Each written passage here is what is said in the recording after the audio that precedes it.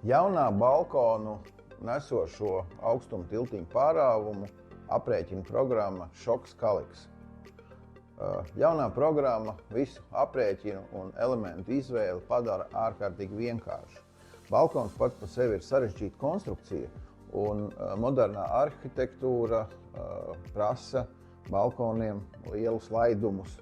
Un lieliem laidumiem veidojās rezonanses risks. Tad šī jaunā programma šos rezonanses balkonu šūpošanās riskus arī ņem vērā un aprēķina.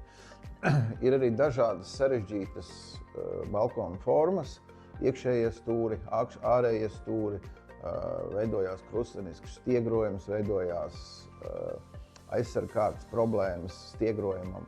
Un to visu jaunā aprēķina programma padara ārkārtīgi vienkārši.